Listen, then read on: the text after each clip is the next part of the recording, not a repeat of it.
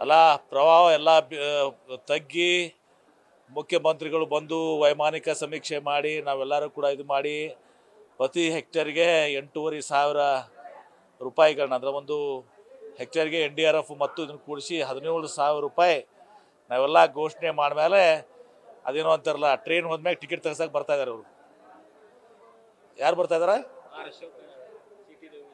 CT Ravi ಅವರಲ್ಲೊಂದು 20 ಅದಾವಲ್ಲ ಬಾಗಿಲು. ಏಸ್ group ಅದಾವಲ್ಲಿ BJPಯಾಗ. BJP 1, BJP 2, BJP 3, 4, 5, 6, 7, 8, 9, 10 ಅದಾವು. 10 ಬಾಗಿಲು ಅದಾವು.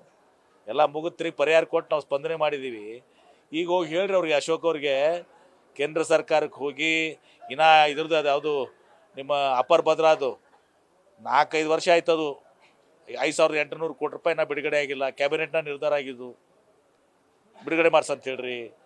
14 ಫೈನಾನ್ಸು 15ನೇ ಫೈನಾನ್ಸ್ನಾಗ ನಮ್ಗೆ ಅನ್ಯಾಯ ಆಗಿದೆ. ಸುಮಾರು 60-70 ಸಾವಿರ ಕೋಟಿ ರೂಪಾಯಿ ನೆರವು ಕೊಡ್ಸಂತ ಹೇಳ್ರಿ.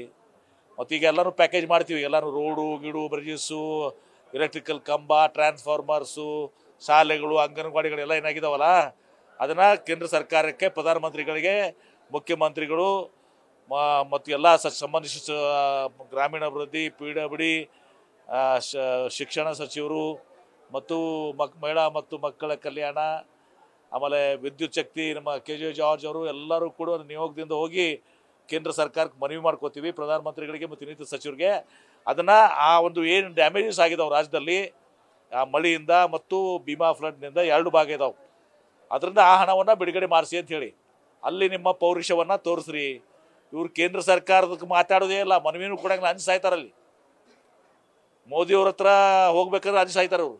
ಇಲ್ಲಿನೇ ಸುಮ್ಮನೆ ಗುಸು ಹೋಗಿ ಅಲ್ಲಿ ಮಾಡತ್ತೆ ಹೇಳ್ರಿ. ರಾಜ್ಯಕ್ಕೆ ಇಷ್ಟೆಲ್ಲ ಹಾನಿ ಆಗಿದಾವು, ರಸ್ತೆಗಳು ಹಾಳಾಗಿದಾವು, ಶಾಲೆಗಳಾಗಿದಾವು, ವಿದ್ಯುತ್ ಶಕ್ತಿ ಕಂಬ, ಟ್ರಾನ್ಸ್ಫರ್ ಎಲ್ಲ ನೋಡಿದಿರ್ತಾವೆ. ಅದಕ್ಕೆ ನಾವು ಈಗ ಸಬ್ಮಿಟ್ ಮಾಡ್ತೀವಿ ಡಿಟೇಲ್ ಅದನ್ನು ಬಿಡುಗಡೆ ಮಾಡ್ಸಂತ ಹೇಳ್ರಿ. ಈಗಂತೂ ಈಗಾಗಲೇ ಪರಿಹಾರ ಕೊಟ್ಟಿವೇ ಇಲ್ಲೋ. ಮುಖ್ಯಮಂತ್ರಿಗಳು ಗುಲ್ಬರ್ಗಾದಾಗ ಅದೇ ತತ್ಕ್ಷಣ ವೈಮಾನಿಕ ಸಮೀಕ್ಷೆ ಮಾಡಿ ಇಮಿಡಿಯೇಟ್ ಘೋಷಣೆ ಮಾಡಿದ್ರು. ಈಗ ಜಾಯಿಂಟ್ ಸಮೀಕ್ಷೆ ಆಗ್ತಾ ಇದೆ. ಈಗ ಸಮೀಕ್ಷೆ ಆದ ಕೂಡಲೇ ನಾವು ಹಣವನ್ನು ಎಲ್ಲರಿಗೂ ಕೂಡ ಒಂದು ಹೆಕ್ಟರ್ಗೆ 16,000 ರೂಪಾಯಿಯನ್ನು ನಾವು ಬಿಡುಗಡೆ ಮಾಡ್ತೀವಿ. ನೋಡಿ, ನಮ್ಮ ಪಕ್ಷದವರು ಸಿದ್ದರಾಮಯ್ಯ ಹೇಳಿದ್ರು 5 ವರ್ಷ ಮುಖ್ಯಮಂತ್ರಿಗಳು. ಮತ್ತೆ ಯಾರು ಹೇಳ್ಬೇಕೀಗ? ನಮ್ಮ ಪಕ್ಷದಲ್ಲಿ ಹೈಕಮಾಂಡ್ ಅಂತಿಮ. ಸುಮ್ಮನೆ 2.5 ವರ್ಷ 5 ವರ್ಷ ಅದು ಏನೋ ನಡೆಯಲ್ಲ. ಇದೆಲ್ಲನೂ ಪಕ್ಷದ ಹೈಕಮಾಂಡ್ ಅಂತಿಮ. ಸಿದ್ದರಾಮಯ್ಯ ಅವರು ಹೇಳಿದಾರಲ್ಲ, ಸುಮ್ಮನೆ ನೀವು ಮಾಧ್ಯಮದವರು ಅಕ್ಟೋಬರ ನವಂಬರ ಬನ್ನಿ ಅದು ಇದು ಅನ್ಕೋತ ಕುಡಿದ್ರೆ ಅದರಿಂದ ಏನು ಪ್ರಯೋಜನ ಆಗೋದಿಲ್ಲ. ಸುಮ್ಮನೆ ಟೈಮ್ ವೇಸ್ಟ್ ಮಾಡತ್ತೀರಿ. ಯಾರು ಅಶೋಕ್ ಅವರ? ಇದಕ್ಕಿಂತ ಮುಂಚೆ ಏನು ಹೇಳಿದ್ರು ಅವರು? ಇದಕ್ಕಿಂತ ಮುಂಚೆ ಸೆಪ್ಟೆಂಬರ್ ಹೇಳಿದ್ರಿ, ಅಕ್ಟೋಬರ್ ಆಯಿತು, ದಸರಾಕ್ಕೆ ಇರೋದು ಮಾಡಂಗಿಲ್ಲ ಅಂತ ಹೇಳಿದರು. ಯಾವ್ದು ಸತ್ಯ ಆಯ್ತು ಅಶೋಕ್ ಅವ್ರದ್ದು? ಅಶೋಕ್ ಅವ್ರ ಭವಿಷ್ಯ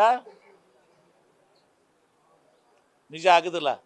ಅಷ್ಟೇ ಅಲ್ಲ, ಅಶೋಕ್ ಅವ್ರಿಗೆ ಹೇಳ್ರಿ, ಇನ್ನೂ 20 ವರ್ಷ ಈ ರಾಜ್ಯದಲ್ಲಿ ಹಿಂಗೆ ಇರೋದು, ವಿರೋಧ ಪಕ್ಷದಾಗೆ ಇರೋದು, ಶಾಶ್ವತ ವಿರೋಧ ಪಕ್ಷ ಅಂತ ಹೇಳ್ರು.